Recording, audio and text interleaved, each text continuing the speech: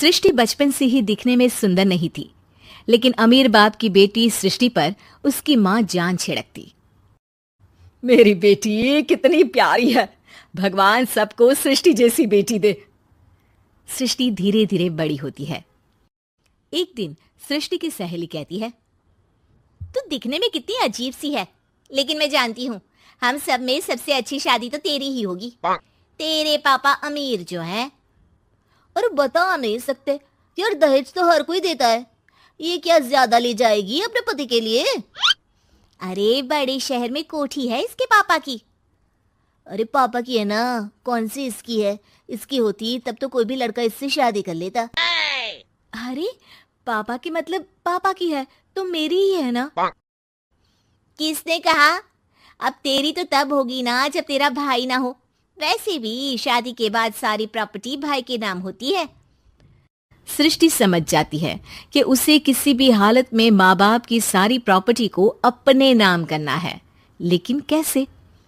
एक दिन सृष्टि का भाई शीनू कहता है, बहन क्या कर रही है?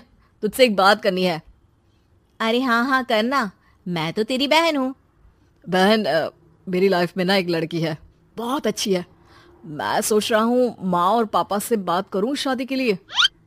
सृष्टि को समझ में आ जाता है कि भाई की शादी होते ही भाभी उसे एक दिन भी घर में बर्दाश्त नहीं करेगी। क्या बात है भाई, बताना कौन है वो?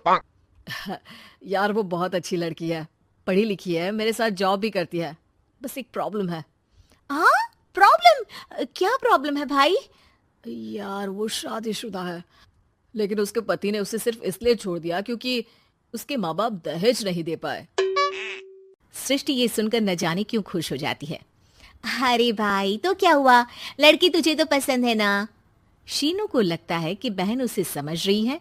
वो इस बात से अनजान होता है कि उसकी बहन की मंशा पूरा घर हड़पने की है। सृष्टि अपनी माँ से कहती है, मम्मी मुझे तो बहुत चिंता है। पता है शीनू क्या कर रहा है? अरे क्या कर रहा है? वो तो काम पर जाता है और वापस घर आता है। नहीं ना माँ, वो यही तो नहीं कर रहा, बाकी सब कर रहा है। आपको पता है उससे प्यार है, और वो भी एक शादीशुदा लड़की से। ये क्या हो गया? मैं सोसाइटी में क्या मुंह दिखाऊंगी? अरे तेरे पापा तो यही कहेंगे कि मैंने ही उसे बिगाड़ दिया है। माँ देखो, मेरी बात मानो, पापा पर भी विश्वास करने की जरूरत नहीं है। अब आप ही बताओ, पापा इतनी देर घर के बाहर रहते हैं क्यों? बोलो। अरे बेटा वो तो नौकरी करते हैं ना। तू बहुत भोली है माँ। पापा का ऑफिस तो 7 बजे खत्म हो जाता है, लेकिन देखो कितनी देर से आते हैं। अरे नहीं नहीं बेटा, ऐसी कोई बात नहीं है। सृष्टि माँ को एक औरत से बात करते पिता की फोटो दिखाती है। देखो माँ कैसे हैं पापा। मैं ना कहती थी कि पापा सही नहीं है। मैं तेरे पापा से बात करूंगी, दे फोटो मुझे। ओ माँ, वो तो डिलीट हो गई। लेकिन चल, तूने तो देख लिया ना। पापा से बाद में बात कर लेना, और हाँ मेरा नाम बिल्कुल मत लेना। हाँ माँ।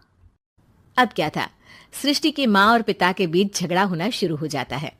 सृष्टि के मन में क्या चल रहा था कोई नहीं जानता था।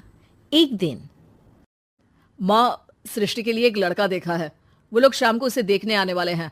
और हाँ माँ, एक खुशखबरी, मैं और पापा मिलकर एक नया बिजनेस ट्राई कर रहे हैं। शाम को लड़का आता है, सांवले रंग का। सृष्टि को तो बिल्कुल भी पसंद नहीं आता। लड़की की माँ कहती है, लड़की का चेहरा तो कोई खास नहीं, लेकिन अगर मेरे बेटे को आप लोग सेटल कर दें तो मैं उसकी शादी आपकी बेटी से करवा दूं। सृष्टि को लड़का बिल्कुल पसंद नहीं था।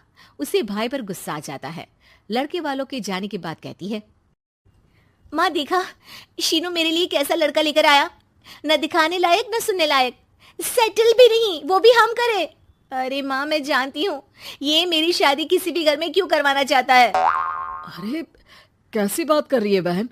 तूने तो देखा ना, लड़के को मैंने ही मना कर दिया तुझसे शादी के लिए। जिसने लड़का बताया था उसने उसकी बहुत तारीफ की थी। बात आई गई हो जाती है, लेकिन सृष्टि का मन शांत नहीं होता। क्या करूं कुछ समझ में नहीं आ रहा। मेरी शादी हो गई तो ये लोग पूरी प्रॉपर्टी शीनू के नाम कर देंगे, मेरे हाथ तो कुछ लगेगा ही नहीं। तभी सृष्टि को आइडिया आता है। वो किसी वकील को फोन करती है। जी देखिए, अगर आपके मम्मी पापा का तलाक हो जाता है तो आपके पिता की आधी प्रॉपर्टी आपकी माँ के नाम हो जाएगी, फिर उसे वो किसी को भी दे सकती है। सृष्टि अब माँ को बेटे के खिलाफ भरती है। माँ, शीनू पर नजर रखा करो, वो जिस लड़की के प्यार में है ना वो शादीशुदा है। यहाँ आएगी, सारा पैसा रुपया जमीन जायदाद सब हड़प लेगी। पापा का भी हाल तुमसे छुपा नहीं है। ऐसा ना हो कि मैं और आप एक दिन सड़क पर भीख मांगे। हे भगवान, मैं तो जीते जी मर जाऊंगी अगर ऐसा हो गया तो। ऐसा हो गया नहीं माँ, ऐसा ही होगा। अभी समय है, आगे का सोच लो। मैं तो कहती हूँ पापा से आधी प्रॉपर्टी लेकर अलग हो जाओ। पापा की आधी प्रॉपर्टी भी हम लोगों को अगर मिल जाती है ना तो अगले 7 जन्म सफल समझो। बेचारी माँ बेटी के कहने पर पति से तलाक लेकर अलग हो जाती है। सृष्टि अब पैसों से गाड़ी और अपने दूसरे महंगे शौक पूरे करने लगी। उसके दोस्त भी उसके पैसे इस्तेमाल करते। सृष्टि, कल तुम कहाँ थी? मैं सारा दिन घर पर अकेली थी। तो मैं क्या करूं? मैंने ठेका तो नहीं लिया है ना तुम्हें संभालने का। माँ को सृष्टि से ये उम्मीद नहीं थी। वो बैठकर रोने लगती है। वहीं उसका पति यानी कि सृष्टि के पिता आ जाते हैं। मैं जानता था कि तुम्हारा यही हाल होगा, तो आपने मुझे रोका क्यों नहीं? मैं रोकता तो तुम रुकती क्या? सृष्टि के कहने पर तुमने मुझ पर अपने बेटे पर शक किया, लेकिन तुम ये भूल गई कि कैसे हम दोनों ने मिलकर जीवन में इतना सब खड़ा किया। माँ पति के गले लग जाती है। मुझे माफ कर दीजिए, मैंने आपकी कमाई का एक बड़ा हिस्सा गवा दिया।